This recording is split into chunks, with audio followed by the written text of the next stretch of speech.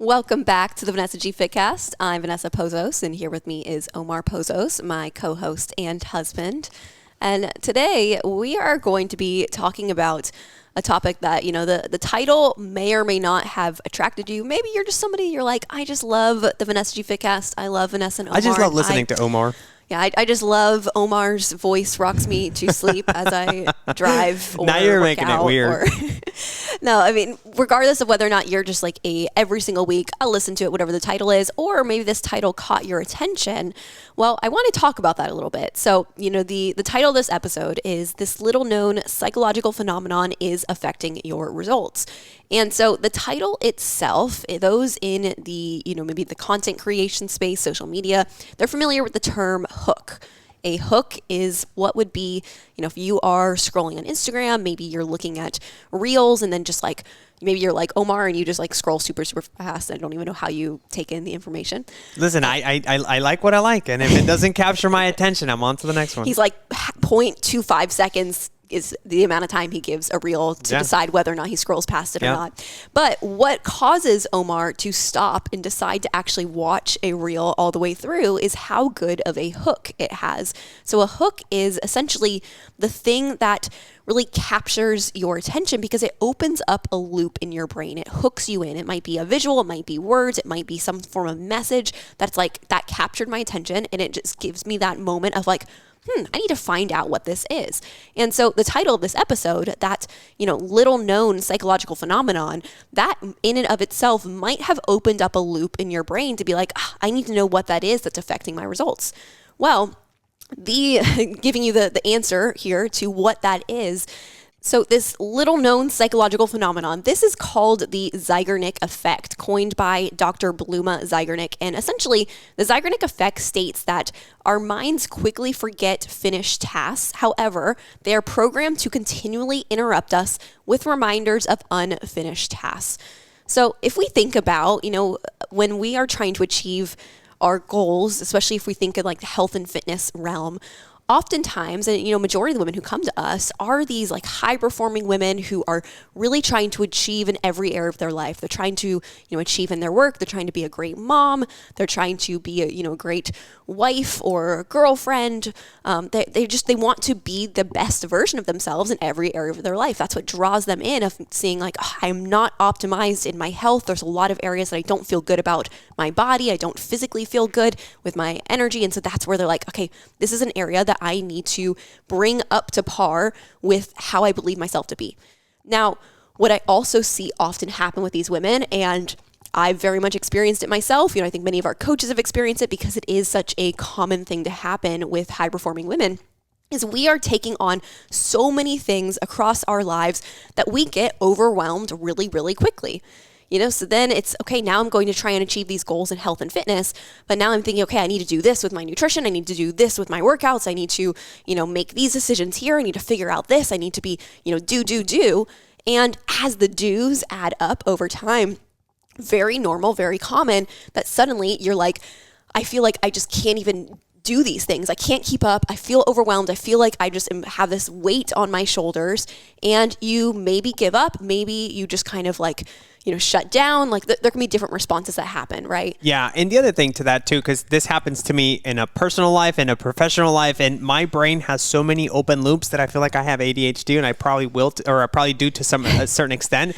But I think the other thing that we tend to forget is that we are half-assing a lot of these things, right? Which I think leads to the overwhelm, the frustration, and most importantly to the lack of progress because we're not giving it our all, kind of thing. Yeah, well, it becomes the identity piece of, again, we perceive ourselves to be, women who achieve and do well in the things we set our minds to. So when we set our minds to a health and fitness goal, we set our mind to, this is it, I'm going to lose the weight, I'm going to get healthy, I'm going to get strong, I'm going to get fit, I'm going to, feel good about myself. Yeah. When we feel like we've made that decision, but we know we aren't doing all the things we expect ourselves to do, to be able to do that, it starts to rock our world in terms of how we feel about ourselves. So that's what this episode is about, is for those women who feel that way, for those women who find themselves in that situation.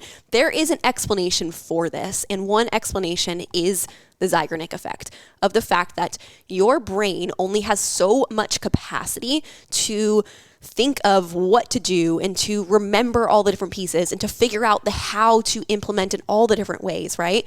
It's a lot like a computer where I am very much prone to opening a million bajillion tabs on my computer. I'm looking here. You're personally attacking me. I have like 20, which is... Well, I just opened new windows, so I can't see my window that has a million tabs. And I'm like, oh, look, I only have one tab open. Yeah.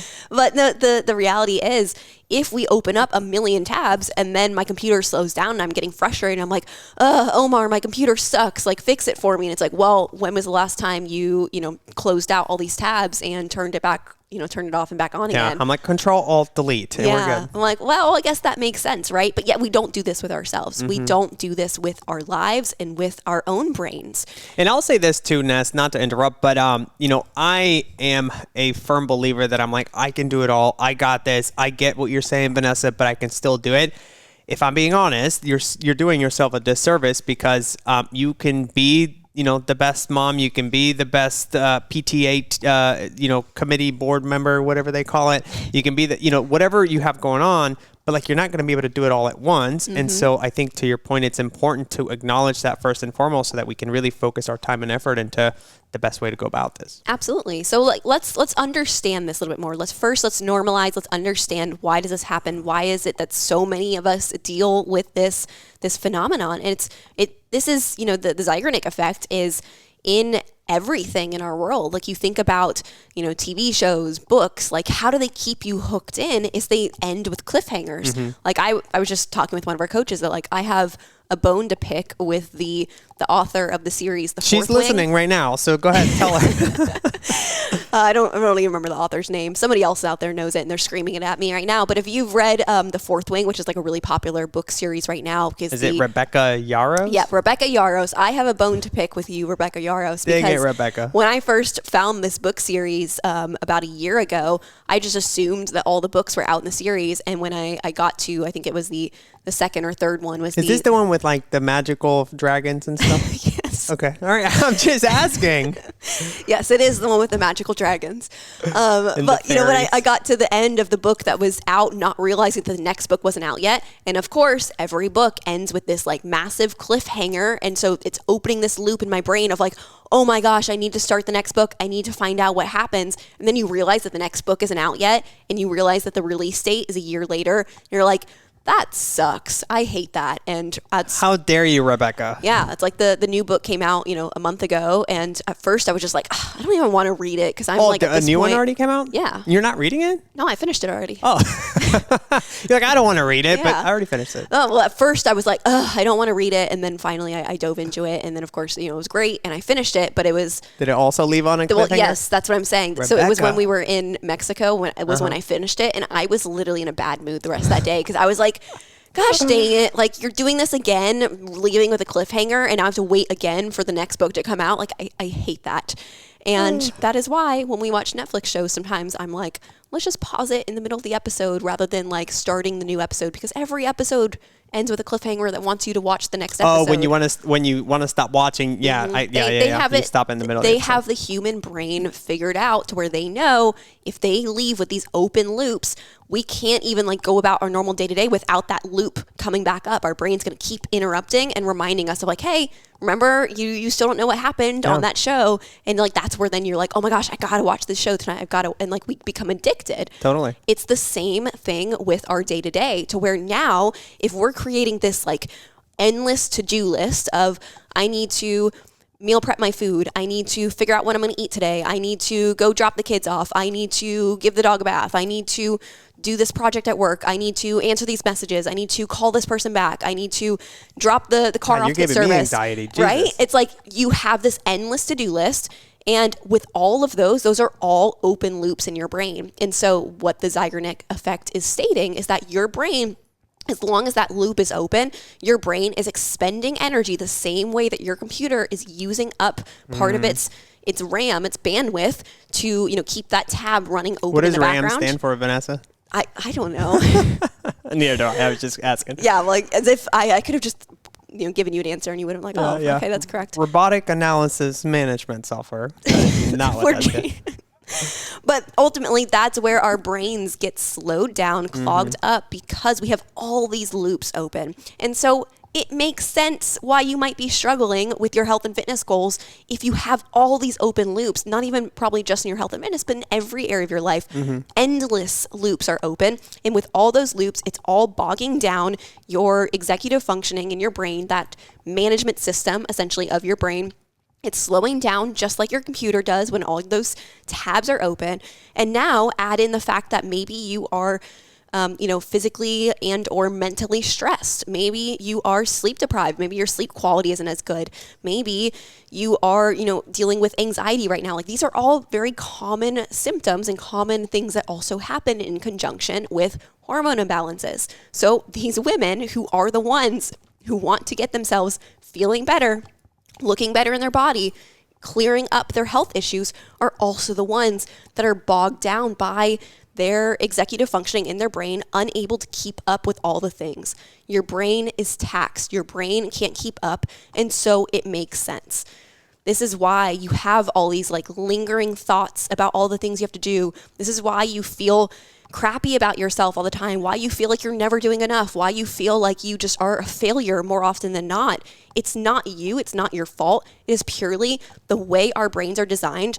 Our brains were not meant to have this much stimuli, and the world has evolved a lot faster than the human brain has, to where we can't keep up in all those ways. I heard a study or a statistic not too long ago where we are right now, our brains are more stimulated in a day than they were in our whole lifetime back in the 1800s or 1700s. Don't quote me on that because I may have made that up. But it is so true. Yeah. Just how much stuff you're exposed to, it. how much information, social media, it's just crazy. Yeah, absolutely. So, what do we do about this? All right, we'll be back next week.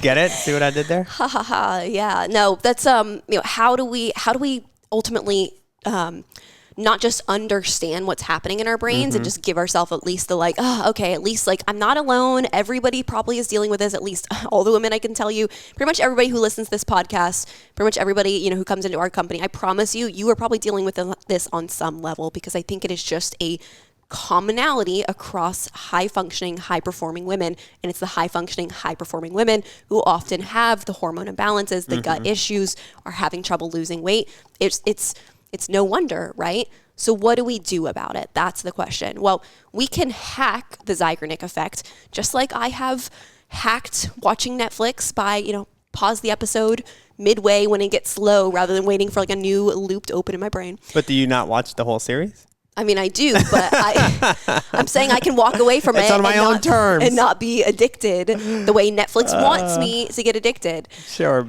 But ultimately what we have to do is we have to reduce our cognitive overload. So how do we do that when we have just a 1 million bajillion things that are on our to-do list and it feels like we have a million priorities, right? Well, I'm going to give you guys kind of 4 major takeaways, and there's a lot of things we could talk about within this episode. There's a lot of, tips and tricks and tools that we use with our clients. I know a client had messaged the other day of, she's a college professor and she has, I believe, multiple masters around psychology and different things like that. And, she works with a really high level, highly sought after endocrinologist. And yet, she came into our program needing more of that one-on-one individualized support. And she had, mentioned in her check-in the other day of she really came into this not realizing how much she needed the life coaching aspect of what we do. And this is going to give you guys a tiny little sliver into what that can look like. So let's dive into really these 4 kind of takeaways to help you hack this piece of your brain so that you can feel less overwhelmed and start to reach your goals more effectively. Number 1, prioritize.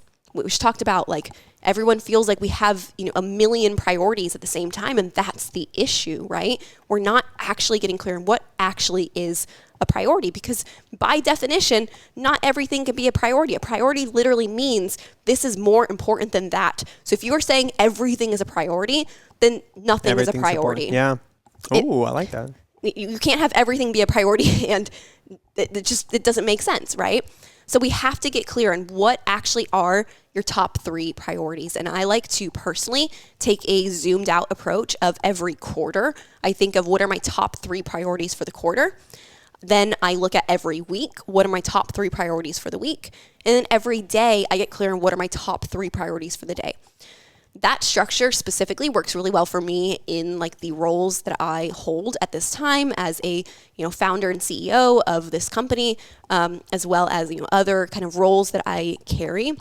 For you, the listener, you might have a different approach that works better for you. For me, it's that rule of threes: 3 quarterly priorities, 3 weekly priorities, 3 daily priorities, because they can ladder up to each other. The daily priorities ladder up to the weekly ladders up to the quarterly. And if I just am always very, very clear on what the priorities are, I can have my separate running to-do list that is just like endlessly long. Like I basically have a joke running with my team of like, we'll talk about something, I'll be like, I'm going to add it to the list. But like, we know that list is very, very long. So adding it to the list doesn't always mean a whole lot. But what does mean a lot is, what are my big 3? What are my big 3 for the week? That's my priority. I know going into each day that I need to ladder up to that big 3. Yeah, it's breaking it down into those bite-sized pieces, right? Exactly. Because now what we're doing is we're giving our brain a little bit more clarity. Yes, we have all these other open loops, and we can talk about that in some of these other things we're going to dive into. But by definition, if we are clear on what the priority is, we are telling our brain this is more important. So as other things pop up and they feel urgent, we can still acknowledge urgency does not equal importance. Sometimes urgency is also important, and if it's both urgent and important, yes, let's get that into our big 3. Maybe we need to weave that into our daily big 3, even if it wasn't our weekly big 3, right? Mm-hmm. But we need to still understand what is not just urgent, what doesn't just feel urgent to our nervous system and to our external environment. But if we actually look at what's important to us right now, what are our goals for ourselves? What are our priorities in terms of, maybe your priorities look like your family, your health, maybe, a career goal that you have for yourself. If those are like big priorities for you right now, then your quarterly big 3, weekly big 3, daily big 3, they should ladder up to those things. So that's number 1, prioritize. Number 2, we need to get consistency. So this is where I encourage you, create some rhythms in your day where you can find consistency amidst the chaos. Because this is the number 1 thing I hear is everyone says like, yes, I hear you, Vanessa. Like, I know I need to have some routines and some rituals and consistency, but, and then it's insert excuse of what it is within your life that makes it too hard to find consistency. Mm-hmm. And I say this with absolute love in my heart. Everybody has their reasons that it's going to feel hard. Everybody does. And it looks different for different people. And yes, like I have clients who have just like endless things going on in their lives. And I'm like, that is challenging. That is hard. And the worst part is they're all valid. Yeah, absolutely. And it's like, I see you in that struggle. I see you in that challenge. Yet, you know what? Those women are usually the ones that are really showing up for themselves by finding consistency, by focusing on controlling what they can control. And so if you are the person who you are just living 100% reactive to, everyone else, everything in your environment, what your kids need that day, what your boss needs that day, what your spouse needs that day. Like if you're just always letting others dictate your time and dictate what is important for you, you're letting other people choose what's important, you're not choosing that for yourself, then you are always going to feel out of control. Because you're giving the control to others. You're not taking ownership over your time and what's important for you. And we talk about this all the time. Like you can't pour from an empty cup. So if you're blaming your external, you're blaming your boss, your work. You're blaming your ex. Maybe you are, but you're blaming your spouse or, your kids or your just like something external, then you can choose to blame that as much as you want, but that's not going to help you long term. It's not. It's the reality that we all need to hear. And this is a reminder that I have to tell myself too, you guys. This is like very much an episode. Look into the camera. You're speaking to yourself right now. This is very much an episode that I have needed lately. And so that's where we have to figure out where we can take that control back and find consistency in the chaos. For a lot of my, the women who work on our team, we have a lot of coaches on our team who are moms. And a common thread I see is like, okay, during the day, there's a lot that is going to be out of our control. We can kind of go into it with our planned schedule, but we also have to have some of that flexibility, that willingness to be like, hey, I'm going to go with the flow because, planning to do this here when my toddler naps, but toddler's not taking a nap today. Okay, we got to adjust. And you have to be okay with that. You have to be willing to go with the flow. But a commonality I see across these women and why they're so excellent in what they do is because they find the routines where they can. For a lot of women, that looks like early to rise, early to bed. It looks like get up early before the kids, get stuff done. Get the most important thing done, focus on yourself, hit the priorities first before you pour into everyone else. Otherwise, you're just always going to be in that deficit. You're always pouring from an empty cup. Yeah. One thing that this kind of reminded me of, Ness, was our buddy Justin Sua. I call him buddy, but whatever. He doesn't know we're friends yet. I mean, we've had him on the podcast, and we've had some calls with him. So. But anyways, so he talks about this approach of putting a comma instead of a period on things, right? So he's like, hey, I am busy, I am stressed, I am anxious, comma, however, I still decide to show up for myself. Yeah. Or what you were saying, it's like, I have all these things, comma, yet blah, blah, blah, blah, blah, right? As opposed to being like, I am stressed and anxious and I don't know what to do about it, period, right? 100%. It's changing that mindset too. And that just kind of reminded me of it too. So I wanted to share that with the listeners. Yeah. Yeah. I mean, the thing is, and this is a big one as well, like I'm talking about the type of women that we work with. I'm talking about, myself, I'm talking about many of our team members here. Like a lot of us oftentimes will describe ourselves as having, maybe like perfectionist tendencies, being like that kind of A player mentality. And with that, we can oftentimes start to go down a path of defining ourselves, who we are, our personality, as an excuse for why we can't do things and why we struggle. We start to say things like, oh, well, it's just like it's so hard because I'm such a perfectionist and, I have these things that make it out of my control. And so it's like I just can't get into that routine. It's like, yeah, it's going to feel hard, but we can't use I'm a perfectionist as an excuse for why you're just giving up on yourself as soon as the going gets hard, as soon as you fall off track because of external circumstances. Instead, we have to be like, okay, I'm not a perfectionist. I am dedicated to making this work within my life. And when things happen externally that cause like my plan A to not go well, then I just go to my plan B and I let that be okay. So we don't let these kinds of definitions of who we are and how we are be the reason for why we struggle. We recognize that life is meant to be hard, and we recognize that like the moment that you realize life is supposed to be hard, because anything worth having is going to be hard to achieve. Anything that is, feels valuable, that value is inherently coming from the fact that it was difficult to acquire. Why is a expensive thing more valuable than anything else? Because not everybody can afford the expensive thing. So that's where the value comes from. Why is a moment that you may never get to have again feel so valuable to you? Because you may not ever be able to have that moment again. So it's why are we then looking at our lives and thinking, well, this is just so hard.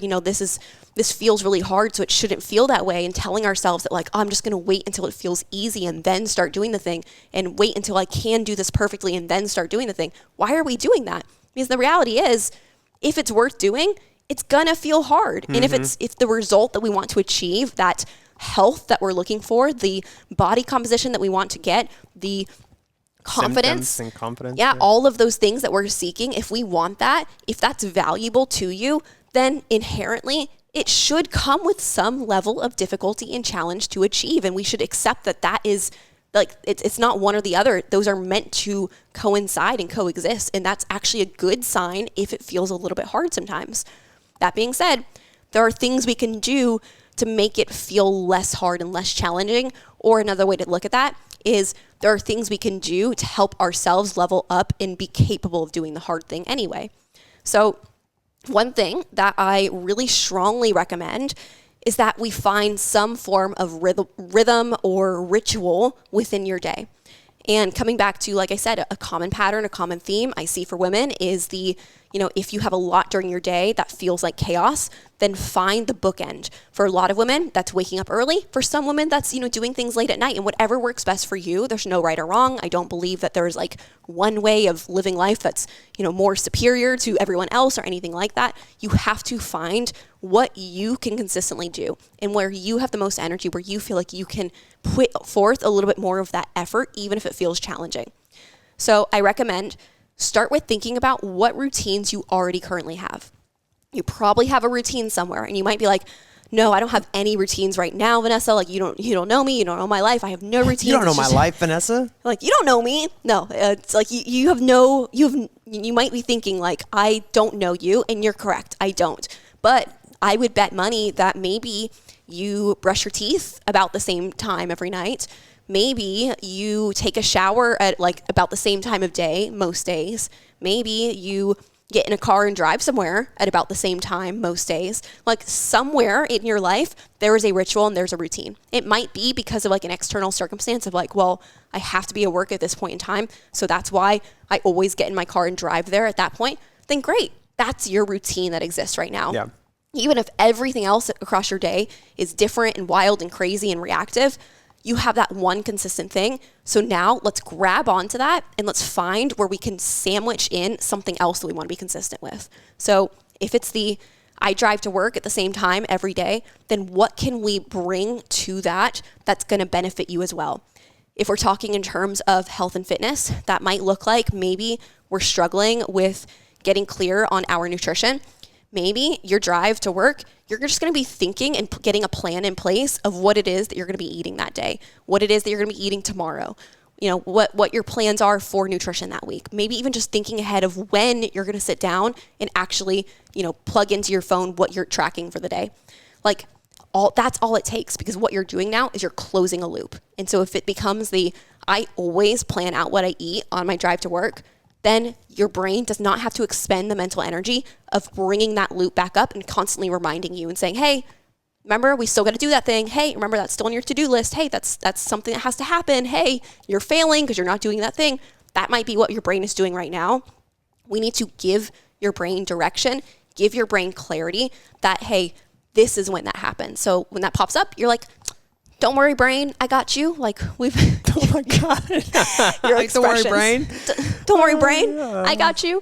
Yeah, you're letting your brain know, hey, we have a plan. We know when that's going to happen. Yeah. And that loop, boom, closed. Even if it hasn't happened that's got to yet. help ease tension and anxiety and stress too, right? Exactly. Yeah. And so figure out what is one thing that if you added that one thing to your day, and this is where the priorities comes in too. I know there's a lot of things you want to achieve right now, but if we're trying to achieve everything and therefore we're achieving nothing, instead, let's maybe just release everything else, release control elsewhere, and say, what is one thing that if I did this consistently for 30 days, it would move me in the direction of my goals. It would move me in the direction of my priorities. That is the thing we need to focus on, and that's the thing we need to sandwich to the thing you're already doing. The next thing that we can do here is chunking. Chunk your 2-minute tasks together.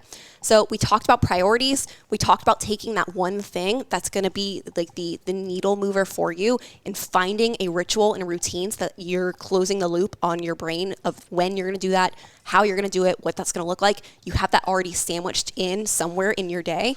Now, the third thing is all those other things, all the stuff that's like the remaining to-do list where we're like, okay, but I have my big 3. I know my priorities, but like, what about all this other stuff? Okay, I have my like one thing planned and scheduled into the day, but what about everything else that I don't have planned and scheduled into the day? This is where number 3, chunking those 2-minute tasks into one time block will be a huge lifesaver for you. So if you feel like you just have this like mountain to climb of all these different things to do. Like, again, relating here, sometimes I find myself in this space of, oh my gosh, I think I was telling you this morning, I'm like, I have 50 something text messages from this group text that I need to catch up on. I need to, answer all these Slack messages from the team. I have all these Instagram messages unanswered. I have all these, comments I want to respond to. And it's like, I just get so overwhelmed so fast because it's like, oh my God, I have this to do. I have that to do. I have this to do. And you add in all the personal things. You add in, got to get a workout in. I got to get my steps. I got to, track my food. And it becomes overwhelming so fast. So list them all out. Get them out of your brain. Because again, if we're not giving it somewhere to sit, then your brain, that Zeigarnik effect, it's going to keep popping back up. It's going to keep like popping up like a beach ball and be like, hey, remember that thing? Right when you least expect it and you're like, oh, I'm calm. Then suddenly your brain's like, oh, but you forgot to do this. That's where we have to get it all on paper. Take, however long you need to write it all out and get clear on what are all the things you need to do so that you don't have that like buzz in the background saying, oh, but there's something you're forgetting about. Get it all down. Now you can look at it, figure out, like write them into a version of that task that would take less than 2 minutes to accomplish. So if it is a bigger task, chunk it down into tinier and tinier and tinier 2-minute tasks.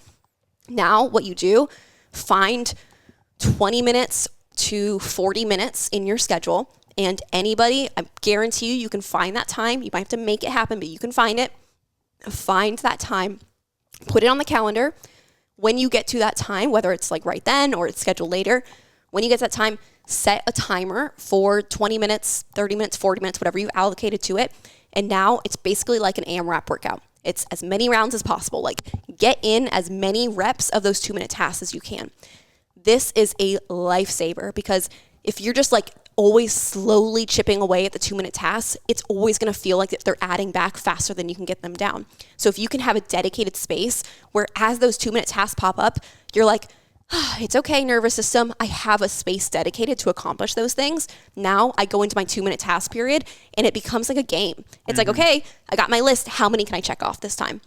And you just like go as fast as you can. It almost feels kind of fun in a way. And it gives you this immense sense of accomplishment afterwards because you're like, whoa, I just knocked off 15 things. Like that feels huge.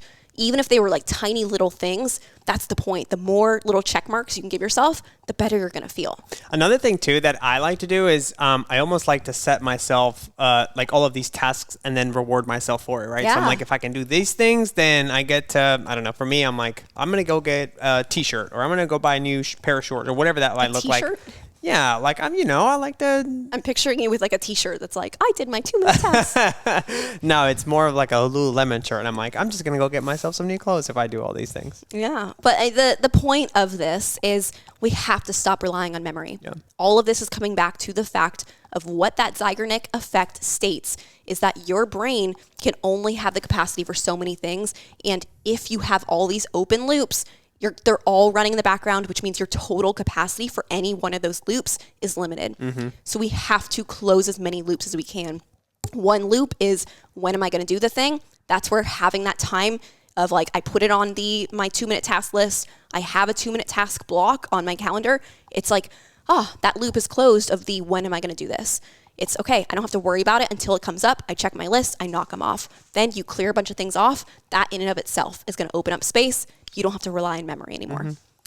The last thing I want to talk about today when it comes to really kind of helping you hack this Zeigarnik effect and helping you get to a space where you can feel more in control of the things you need to do, feel less overwhelmed, feel more accomplished, and start moving towards your goals, right? We have to talk about the management of our mind. I talk about mind management a lot, but this is a really important factor here. Because the other 3 things I've given you today are all strategies. They're all tactical. And while, of course, like action alleviates anxiety, that is a huge thing I will tell people of sometimes we have to just do the thing. Sometimes it's like just about just get it done. And doing can also just like alleviate a lot of the pressure that we're feeling. But to a certain extent, we can't just strategy our way through our life and expect to feel better. A lot of the feeling better comes from doing the mindset work. And sometimes what some people will do is they try and action away their feelings. And what you're doing... I do that. I'm guilty of that. Yeah, men, very common. Yeah, I can see that. I would agree with that. But yes, we tend to, as a whole though, a lot of women as well, we action our feelings away. We just stay so busy that when we have that blank space, that's when all the emotions hit us because we've been buffering those emotions with our to-do list, with action, with things that we're doing. So then we find ourselves in that empty space, and that's where anxiety picks up. That's where we feel pressure, we feel overwhelmed, and we just have these like big dump of emotions. So that's why we have to get ahead of it and spend some time with our thoughts, spend some time thinking about how we feel and actually feeling those things. Yeah, that feels so daunting at times though, especially for me as a guy. I'm like, I don't want to sit in my feelings. I'm like, let's just get whatever we need to get done. And it's come back to bite me in the butt. Yeah, absolutely. Yeah. And it's something I think, in all seriousness, I think you have gotten so much better at this. And it's a big part of... Tell me more. We won't go down that path right now, but I think... you can. No, please. Let's action it. Let's add a whole 20-minute episode designed to compliments about Omar. But especially I think for women too, like even thinking about the cycle of our hormones, like even in a healthy hormonal state, your hormones are cycling throughout the month. And so what your capacity feels like in your follicular phase is going to feel different from your capacity in your luteal phase. I wake up earlier and I get a lot more done on during my follicular phase. During my luteal phase, I lower my expectations for myself. But that's an aside. Again, we're getting into strategy there. We have to look at How are we thinking about our days? What thoughts are we having about our to-do list? How are we bringing in our identity when we think about the things that we're doing versus not doing? What story are we telling ourselves about this? State, story, and strategy are 3 key pieces to feeling in control with your time and accomplishing what you need to accomplish. We talked about strategy here. This is where the state, meaning your physical, emotional, nervous system state, as well as story, your mindset, what you're telling yourself about these things, that's where it comes into play. What is it? State, story, strategy? Mm-hmm. I like that. So looking at the story side of that, right?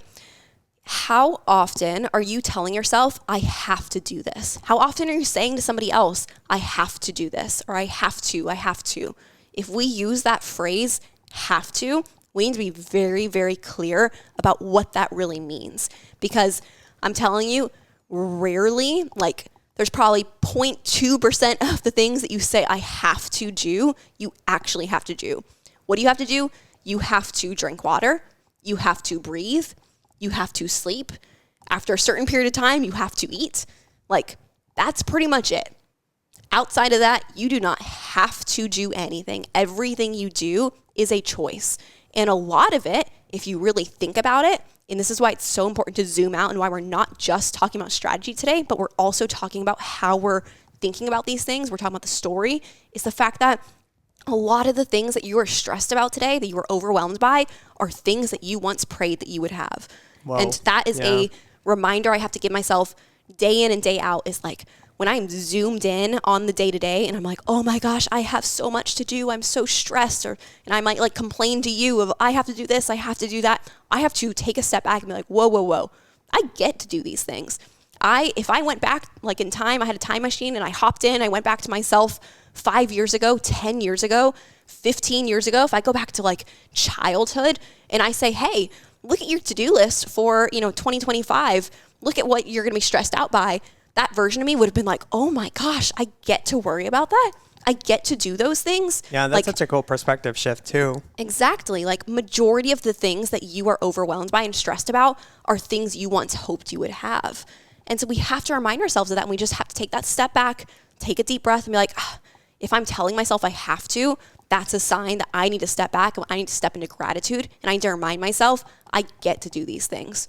That shift alone is going to give you a lot of peace, and it's going to give you a lot of perspective. Yeah, sometimes even just stepping away from the chaos or the problem or the struggle and literally going for a car ride or going for a walk, and then being like, oh, you know what? Life isn't that serious. Or, if I don't get this done by 5 p.m. today, the world's not going to end. Everything is going to be okay. And little stuff like that, I think, too, helps me at least change the narrative, which is very, very helpful. Absolutely. 100%. So it's just reminding yourself of if you are even still no, but I have to do this. Then it's why? Why is it that you have to do it? Well, because if I don't do this thing, I could get fired. And it's okay, well, why is that a problem? Well, it's because I really love my job. And it's oh, well, that's cool that you really love your job. There's a lot of people that don't love their job. That's something to be grateful for. Let's step into that for a moment. And then you're oh, wow, you're right. Okay, no, that's true. I do get to do this. Yeah. I am choosing to be here. I am choosing to have this job. Because if I didn't want to have this job, I could go, quit my job and do anything else in the world that I want to, because everything is a choice. You are not stuck. And so a lot we could say there. But another aspect of this that I want to, give an example of when we're talking about the state and the story. So again, state being kind of a physical state, what you are physically feeling, your nervous system state. Story being a lot of the mental, how you're perceiving things to be. Ask yourself, how is the narrative of me being busy, me being overwhelmed, me having so much to do, how is that serving me? Because the reality is, if your brain is offering up that thought of I'm so busy, I'm so stressed, I'm so overwhelmed, I have so much to do, at some level, that is serving you in some way. Your brain is not going to do something. You're addicted to that feeling. Well, that could be one reason. Your brain is going to always offer things to you for a reason, for a purpose. It might be some form of safety. It might be something that you get out of it. So you could ask yourself, if I wasn't busy, if I wasn't stressed, what would happen there? And you might, if you just get curious about it, you follow these trails of what is being busy doing for me? What is me telling somebody I'm so busy doing for me? It might be that maybe it's a perspective thing of like, well, when I talk about being really busy and being overwhelmed and being stressed, I get, sympathy from other people. Or I get, I say that to my husband and then he's like, oh, like, what can I do to help you? And like, oh, you're so great. And like gives me compliments. And that feels really good. And so maybe my brain is caught up in this loop of like, well, when I, when I start saying these things, I get love. Yeah. And maybe that's what I'm actually seeking is external love. Here's another one, and this one's true to me, but I think a lot of like sometimes my own self-worth comes from action for me, right? And it's like if I'm not producing, I'm not worthy, or I'm not, doing my best, and it's that loop of being like, well, I need to do more so that I can be more loved, or that I can get this sense of self-worth within myself. That's a big one that kind of resonates so with that's me. where then the key is, if you're realizing that like I'm doing this external thing, I'm saying this external thing, I'm carrying this narrative because that helps me externally get love, validation, self-worth. Then the question becomes, how can you give yourself the validation, the love, the self-worth, and not seek it externally? Because if you get that to yourself and you find a way to give yourself that without seeking it externally, then you're gonna be able to kind of approach the external world from this place of feeling like safe and settled into your body and who you are and not seeking anymore. Yeah. So that's, a huge path that we go down there. It's just like, what is it that you're seeking? What is it that your brain wants by you carrying on that narrative, and see how else you can get that thing without that narrative. How can you give it to yourself? How can you give it to others? Sometimes we need to give to others what we're seeking for ourselves. And the last piece of this, more of the, kind of the physical state. Oftentimes, if you're like really in that place of overwhelm, it might be feeling like anxiety. It might be feeling like you have this like weight coming down on you. This is where I'm a huge fan of breath work. A lot of research and science to support breath work and what it can do for you.